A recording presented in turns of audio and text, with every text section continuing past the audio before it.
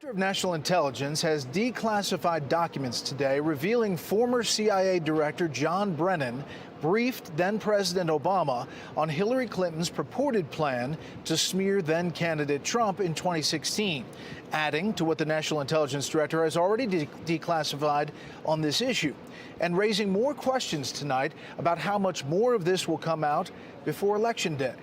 Senior political correspondent Mike Emanuel is following the story tonight in Washington. Good evening, Mike. Brett, good evening. These are handwritten notes from former CIA Director John Brennan, written according to a source familiar after Brennan briefed President Obama. At one point, Brennan writes, quote, approved by Hillary Clinton, a proposal from one of her foreign policy advisors to vilify Donald Trump by stirring up a scandal claiming interference by the Russian security service.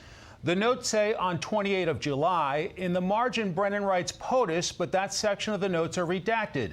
Then it says any evidence of collaboration between Trump campaign and Russia. The remainder of the notes are redacted, except in the margins where it says JC, Dennis, and Susan. That could be referring to former FBI Director James Comey, former Obama Chief of Staff Dennis McDonough, and former National Security Advisor Susan Rice. The CIA sent a memo to former FBI Director James Comey and Peter Strzok writing, quote, the following information is provided for the exclusive use of your Bureau for background investigative action or lead purposes as appropriate.